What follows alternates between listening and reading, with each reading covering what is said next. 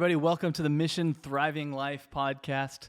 My name's Nick Asolis. You know who this is. This is Joel, and together we're going to be hosting this first ever podcast with you guys. We're looking forward to the weeks and months ahead and wherever this takes us. We sort of started this a little bit on the fly, so we don't have time to come up with a catchy tagline or pithy jingle or anything like that. So I guess it's a great place to start. Joel, maybe help us understand why we're doing this and why now. Yeah, so kitschy tagline or catchy tagline. Catchy, yeah, same. And jingle to come.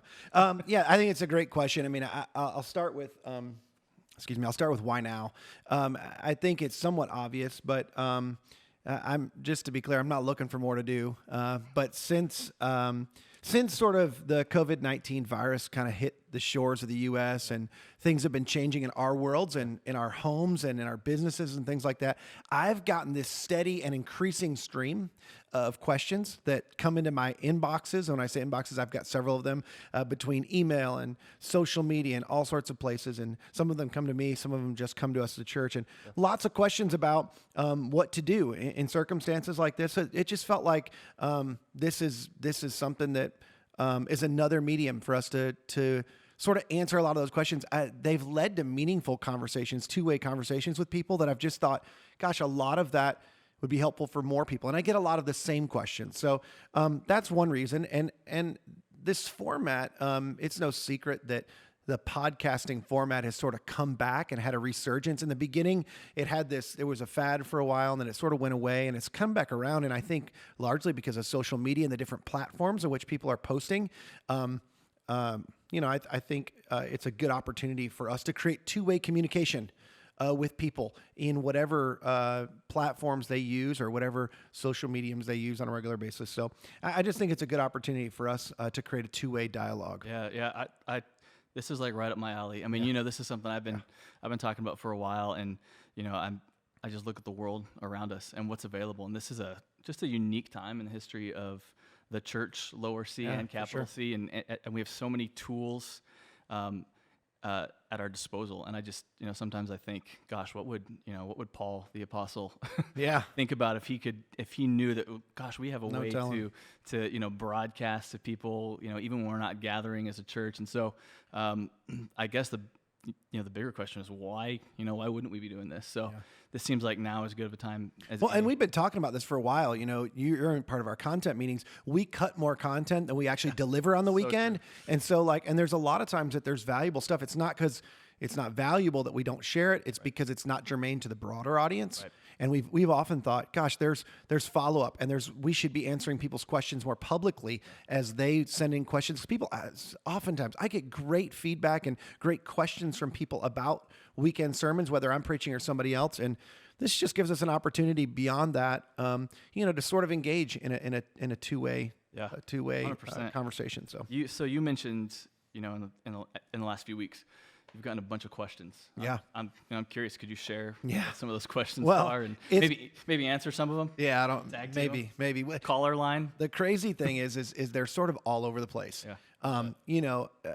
Everything from personal spiritual questions, which I sort of would expect, how do I deal with anxiety or calm the fears of my kids, and why would God allow this to happen, and do you think this is like the signs of the times and Revelation? I get a lot of those types of questions. I don't make light of any of that. I think they're good and real questions. I mean, I'll just as an aside, people joke about like the end times or whatever, but it's like, I think when the actual end times happen, people are going to be joking about it, and it's going to be like, no, this is for real. Like, we're here. So I don't make light of that. I think they're good questions, and I think we should be thoughtful about that. But I also receive a lot of practical questions. People saying, hey, what are you doing with your family? How are you guys responding? One of the ones I've gotten a lot recently, are you letting your kids run around the neighborhood with all their friends? And so it's just very practical things like, hey, what are the lines we should be drawing?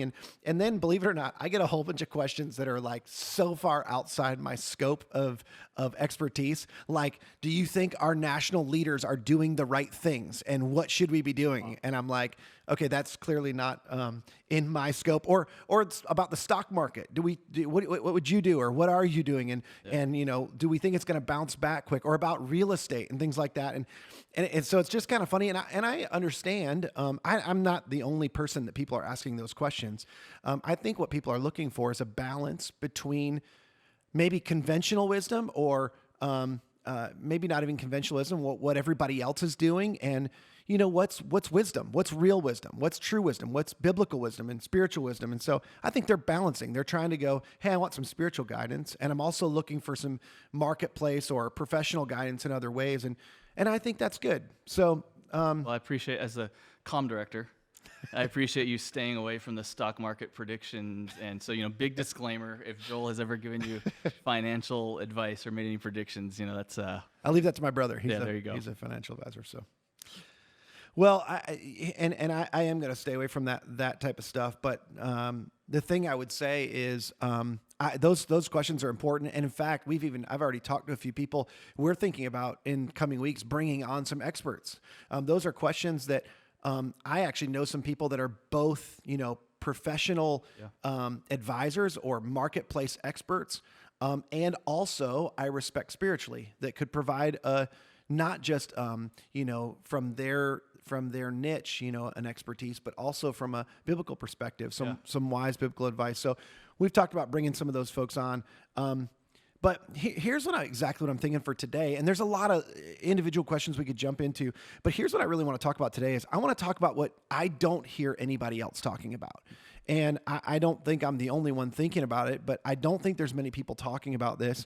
And it's this, the major focus right now in our world is all on the immediate effects, and rightly so, the immediate effects of the COVID-19 pandemic. And on a national level, this involves, and I just wrote down a few things, like the number of people infected, the rate of spread. Are we flattening the curve? Are we not?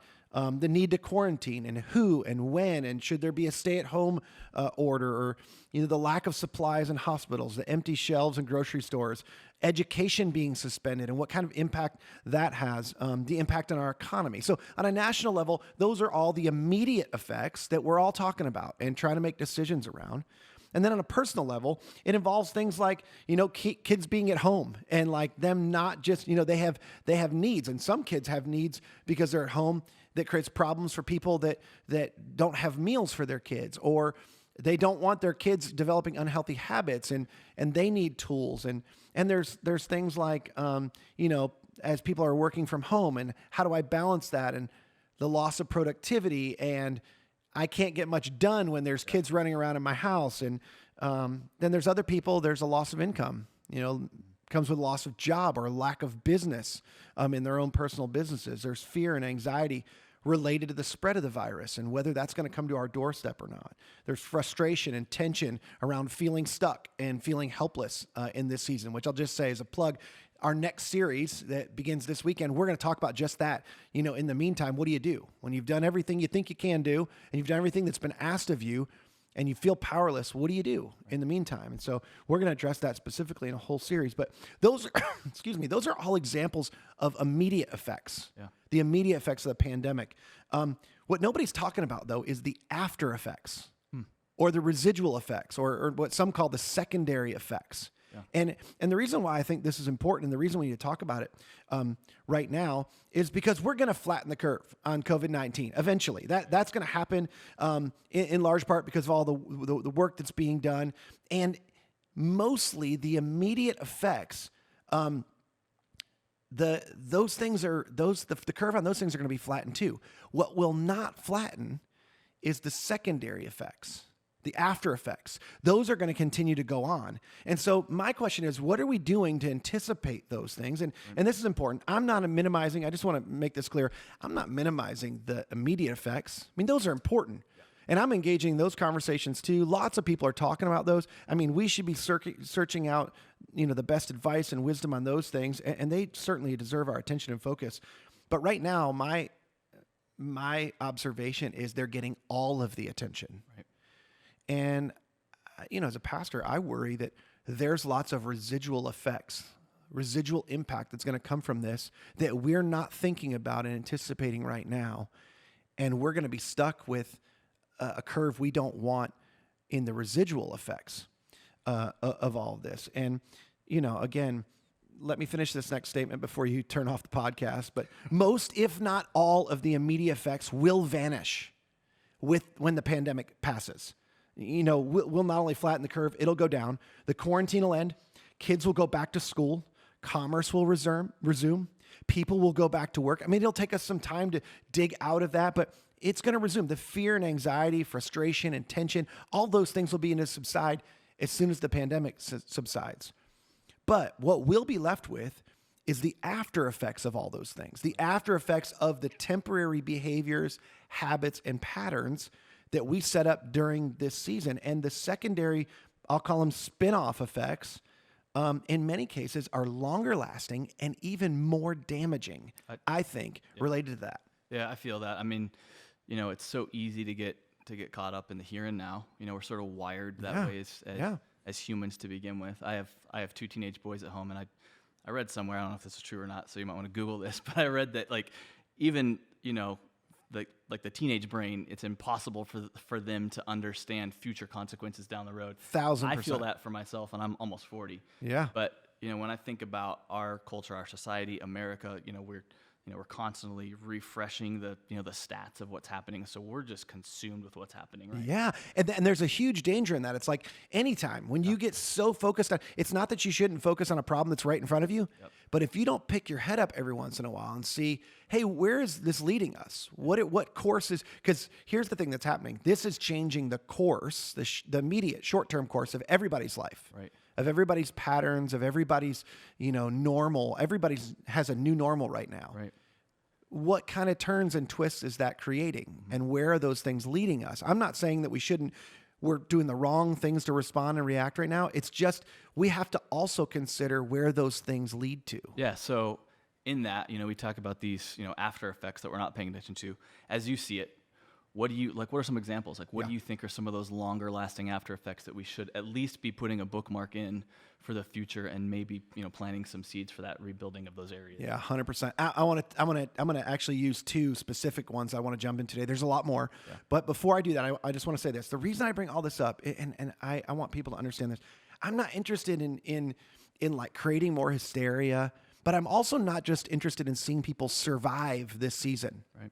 I think, clearly it's a pandemic. There's some people physically who won't survive it, but the vast majority of our listeners probably are going to survive the pandemic, my guess is. Right. My concern is I want to help people come out on the other end in a position to thrive in life and in faith. That's our mission. That's what we do as a church. We want to lead people to thriving life in Jesus, and I'm concerned about the residual after effects and trying to flatten that curve as well now, so that we don't continue to experience unhealth beyond this, unhealth emotionally and spiritually beyond the physical unhealth that goes along with this pandemic. And that is your area of expertise. Yeah, you're not going to be rebuilding infrastructure or the stock market, but that's something you can speak into. So. And it's something I think about all the time. Yeah. And it's I deal with people all the time that deal with traumatic situations and seasons, and see on the back end of it how they got really hyper-focused in that season and didn't think about when we get out of this season and what's along with that. So I'm not I don't know if I'm an expert, but I have lots of hours of counseling people and working through things like this. And just lastly, I'm not trying to create more fear and anxiety. As a matter of fact, I think this conversation and talking about this could actually cause people to feel like they're ahead of the curve. To feel like not only am I doing something to address the immediate effects of this, but I'm also doing the things I need to do to anticipate the after effects and the residual effects. Yeah. And I'm going to do some things about that. Here's 2 examples. And I use these 2 because these are the 2 that keep me awake at night in my own home and for people that are a part of our church and people I care about. The first one's the impact on relationships. As we spoke at this a minute ago, you have a normal rhythm that was broken. In fact, next week on our podcast, this is going to be the focus. We're going to talk all about rhythm. We're going to talk about how do you find a good rhythm? How do you recover rhythm on the back end of this. If you had a good rhythm, if you didn't, what a blessing this is. It broke a bad rhythm. Yeah. So you just get to get a pass and develop a new rhythm. But you have a rhythm, and part of your rhythm involves human connection. It involves purpose at work. It involves exercising. It involves, who knows? I don't know all the activities, but there's all sorts of things that your normal life rhythm involves. And if you're married, this is important because all of those things are life-giving to you. They're a part of what's life-giving. Now, there's things in your home. If you're married, your spouse, hopefully that's a life-giving relationship for you. But all these things outside of that have sort of been cut off, the social distancing, the interacting with people at work. Some of you are even on pause. Some of our listeners are on pause at work. It's like you're still getting paid, but it's like we're not making much progress and I'm not winning. I don't feel like I'm accomplishing anything. I feel like I'm getting a handout.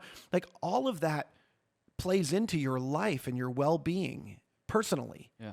And it affects your relationships. All of those things that were previously life-giving that you went out to do, that you found outside of some of your primary relationships, feed into the health of your current relationships. And, again, if you're married, the temptation right now is that your spouse becomes the sum total of what's giving you life. Right. And I'll just tell you, I don't know your spouse, and I don't know how great they are. I do know your spouse.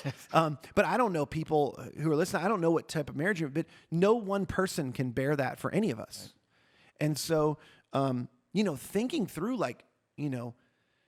how is that impacting? How is the loss of those things in this season impacting or potentially impacting my marriage in this season? And that's going to have a residual effect. That will not end with this pandemic. Yeah. Some of those things that happen or the stress that happens, those things will be residual beyond this because there's all sorts of potential for hurt, for damage, for things to be said that we didn't really mean, that the stress of the moment pushed us into. And over, I said this a minute ago, I've seen couples come out of traumatic seasons, and not necessarily between them, but in circumstances that were traumatic. And they come out and they think, well, I'm just not happy. And they almost reflexively direct that completely towards their spouse, as if you don't make me happy anymore. And the reality is that person's job wasn't to make you happy, and it was the circumstances that led you to believe and think that in your heart. And it's hard to see once you get in the middle of it. Right. And so on the front end, before we get there, it's like, okay, what if I realize that my spouse's job is not to make me happy? It's not to make me okay. And that I realize, gosh, there's a whole bunch of other things that are life-giving for her outside of me. Mm-hmm. There's a whole bunch of other things that are life-giving for me outside of her that are contributing to us having a life-giving marriage and a life-giving relationship. Mm-hmm. And to recognize we need to give each other extra grace in this season. We also need to figure out some creative ways to find life, to have things or people or engage in activities that bring life to us so that we have life to offer one another. This is great because, you can go online, you can go to a bookstore, and there's thousands of marriage books and, steps and studies and things that you can do for navigating all kinds of stuff. Mm-hmm. But we know nobody on earth alive right now has navigated, relationships in something like this, in the middle of, something about this season that we're in really it's a unique cocktail of a lot of different, yes, our life is turned upside down. There's uncertainty everywhere we look. There's mixtures of job loss. There's mixtures of being cooped up in the same house with the same person for extended periods of time. So it really is sort of uncharted territory. So I think what you're talking about is great. And it's a great observation. The truth is the book is now being written. Yeah. Like the case studies. Yep. I mean, and I'm not, maybe I do want to scare people, but a little bit. But if you've seen the statistics of divorce coming out of China on the way out of COVID-19, it's terrifying. Really, it's terrifying.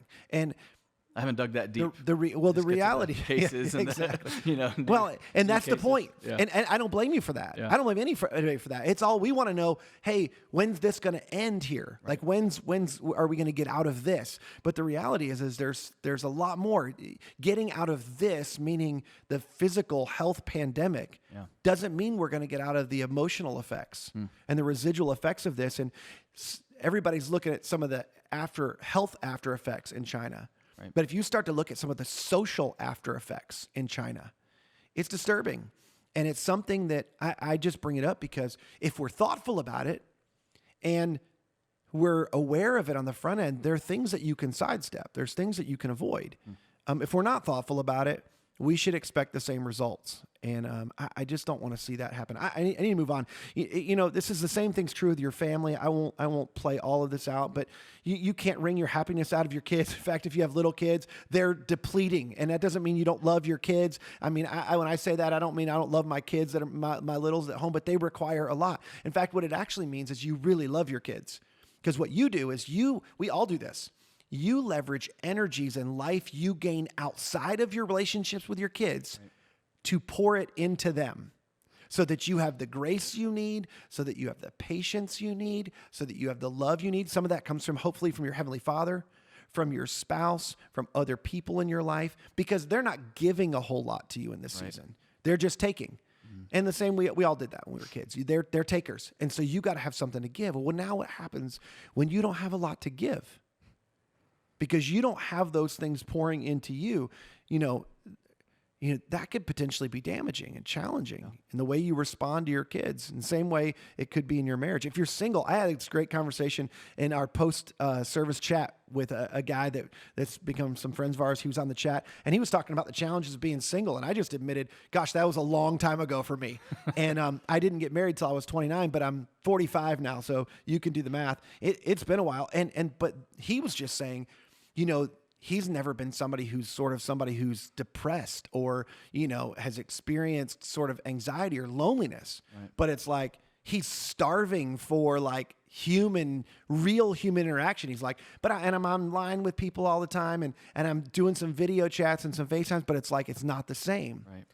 And so like for him, like there's a whole different thing to guard against. And it's like the traps of this season of being quarantined or socially distanced from people for him brings a whole new set of potential challenges and traps that, and some of you you've dealt with depression, you've dealt with anxiety, you've dealt with loneliness, you know that when the presenting problem goes away, you don't just come out of that. Right. Like you're trapped there, lots of people, for long periods of time. And so being mindful and trying not to get trapped there so that you're not experiencing those residual or secondary effects is really important. I love what you said about the parents with kids. You know, I feel like now that we're, for me, the first time kind of looking past this, and even, you know, when I first heard we're gonna be talking about the after effects, you know, my mind went to, oh, well, you know, people are talking about the after effects with regards to the economy and things like that. But this almost feels more complicated. Yeah. You know, because it is your marriage, but then you add kids, and each one of your kids is different, but then you and your spouse are also going to parent your kids differently through each one of those. Yep. And your kids are different than us as adults in that, you know, depending on how old or young they are, they're just going to take your cues. And that was something my wife challenged me on, you know, when we kind of first ran into this. You know, like I said, I have teenage boys, and so I was like, oh, we'll just you know, make sure the Wi-Fi is working and they'll be fine. They'll ride it out. They'll be happy. Yeah. And she kind of really challenged. She goes, no, I think we need to dig a little bit deeper and actually have conversations with them and, you know, check in, because they see the news. They know it, like they're on, you know, they're having conversations with their friends. And so we did that. And I was, you know, frankly, I was surprised at you know, some of their concerns and also hearing some of their maturity and how they're processing it. And so I highly endorse having those kind of conversations in your home. And so with that, I guess, you know, you've really kind of given a peek into what's beyond and kind of, you know, painted a good picture, I guess, of the you know, problem to be aware of on the horizon. But have you thought through any like suggestions or tips or anything that you can kind of give us to get started? Yeah. Before I get to that, I want to mention one real quick, and it's super closely associated with the first one. I talked about the impact on relationships, but just what you were just talking about a second ago with kids. For those of you who do have kids at home, I mean, there's massive potential right now for people to have a negative association with home. Like that's super important. Yeah. Like you don't want to come out on the other end of this and your kids, you know, if over the next several weeks as we're all more home, and especially if you have multiples at home, if the narrative they carry beyond this season is that it's home, being home together, all of us being home together is terrible. Bad, yeah. Like that at this age, there's an imprinting that happens that early in life that's way different than at this stage of life. The stage of life that we're at, for my little kids and even my tweens, about to be teens and your teenagers, they're still in a formation stage of life.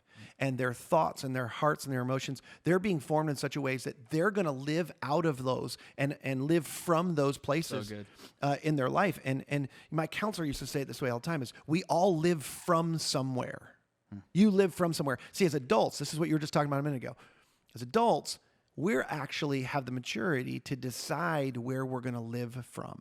Doesn't mean we always live from a healthy place, but with the help of other people, we have the ability to look and go, I'm living from an unhealthy place. I'm responding in life and dealing with life from an unhealthy place. Right. Kids don't have that ability. They live from their primary environment always.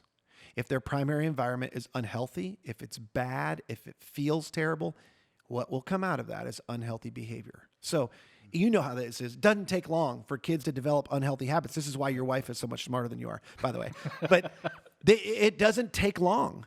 You have an unhealthy environment at home, or they feel like they're not having a good time, or it's terrible for everybody to be home and everybody's always yelling, or everybody's always fighting, or this is fun, this isn't fun, this is boring, this is, I'm not learning anything, I don't feel stimulated in my mind and in my heart. Like all of those things form an opinion about home.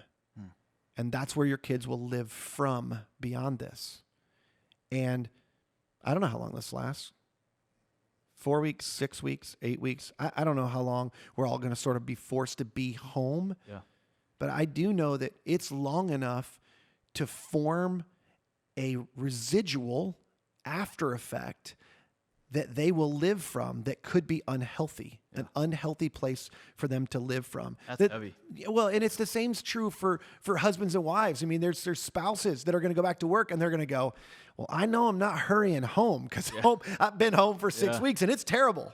And you don't want that. I mean, I don't want that. I want to feel like I want to come home. Like I want to go home. That home's an amazing place. It's a great place because that's where we primarily we live from. So, but to answer your other question, to get this to tangible, because I feel like I took a big ball of yarn and tangled it all up and handed it to you. You got to give me something tangible because I'm like super stressed now. I was fine with this whole thing, but now I feel like I just need to get home and just.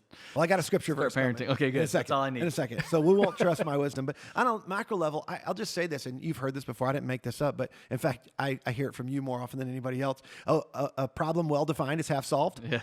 And so like if you can define the potential problems that are in front of you, my guess is most people, you're smart enough. The people who are listening, you're smart enough to figure out, gosh, we should think about it. We should think about what we're going to do about that now to keep from letting that happen. Right.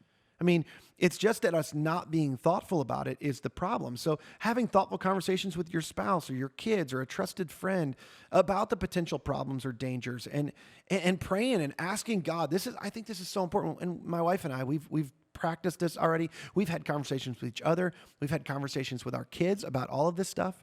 And then in the midst of that, without all the answers, we've got on our knees and we prayed. And James 1:5, this is what I'm hanging on to. It says, "Consider it pure joy, my brothers and sisters, whenever you face trials of many kinds." Could this ever be more relevant? Whenever you face trials of many kinds, because you know that the testing of your faith produces perseverance. Let perseverance finish its work so that you may be mature and complete, lacking in nothing. Like this, so like the reality is this is like a series of tests that actually could create greater maturity in us if we're thoughtful about the test, if we persevere and we trust and we look to God. And then he goes on and says, if any of you lacks wisdom, my hand's up. For those of you who are just listening and not watching, if you lack wisdom, you should ask God, who gives generously to all without finding fault, meaning he's not judging you.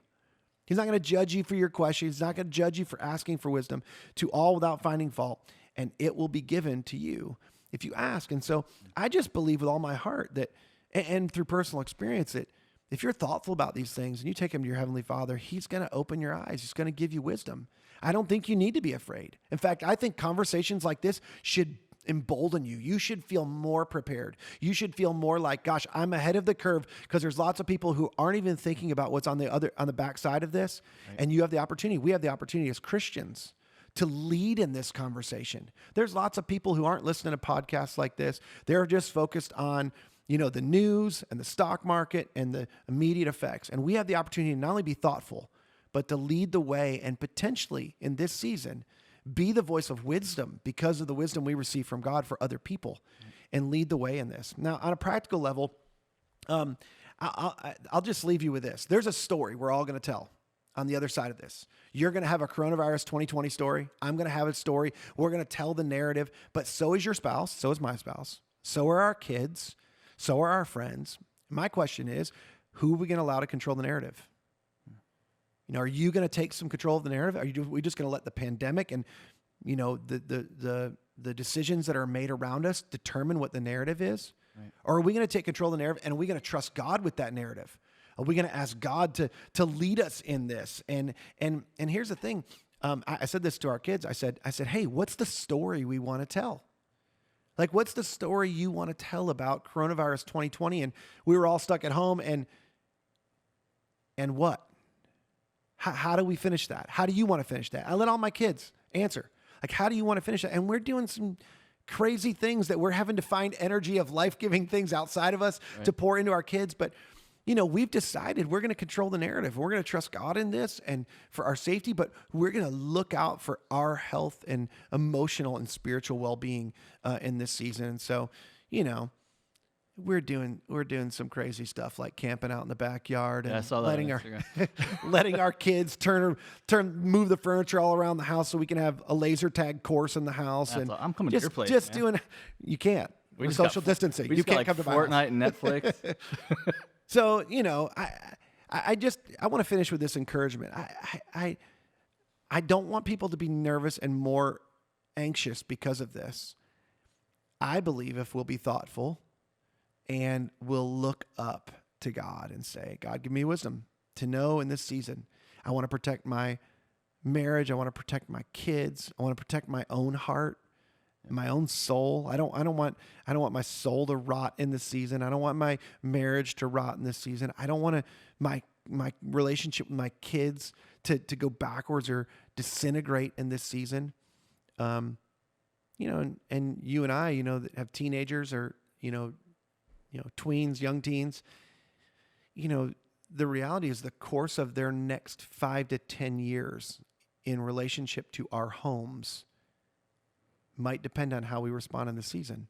But if we're thoughtful and if we engage in the conversation, I think God will give us the wisdom as to how we can mitigate, maybe even eliminate some of the residual and after effects, the secondary effects that we're not really thinking about, that aren't front and center, but that are beyond this, that we could flatten the curve on instead of just flatten the curve on the physical pandemic. I love that.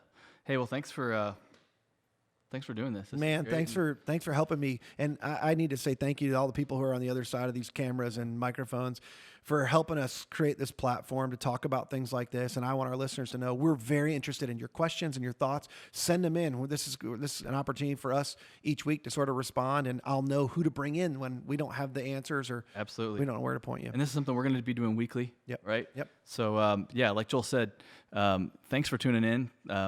Subscribe to our channel if you haven't already. If you're watching on YouTube, Facebook, whatever. If you have a question, just go ahead and drop that. Your reaction, whatever. Put that in the comments or DM us if it's something you don't want public. And we will. We'll try to tackle that probably in future episodes, I guess. Right? Absolutely. Awesome. Well, hey, thanks again. Thank you guys for joining us. We'll see you next week.